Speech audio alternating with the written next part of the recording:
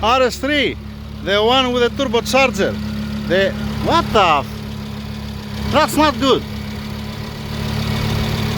See that? The pipe is crashing the plug. Need to cut the bracket and go a little bit more high. Come 1 second. You have some time to fix for you the pipe? Yeah, because the pipe is crashing the plug. This is for the variable lift. You're gonna have an open circuit later on. Alright, no need to park it here in the middle of the way. Turn off the engine. I was wrong, and I'm happy that I was wrong. Why?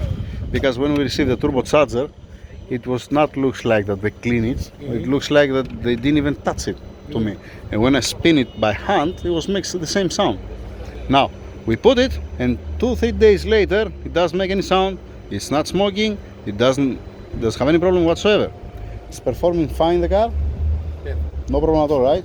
Excellent. So I was wrong, and I'm happy that I was wrong. We are not sure till now because I didn't push the car very hard. I don't know. See, the previous one was making sound direct. Yeah. All right. So since we are now 2 days, 3 days. How many days? 3 days. 3 days. 3 days doesn't make any sound. It looks like that I was wrong, and they fixed the turbo. That's good news. Trust me, because you don't have to pay again. So thank you very much, Mr. Nufu. Let's fix also the pipe to don't touch the plug over there, and everybody happy. Good news. So far, so good. A small update for the RS3. Thank you very much.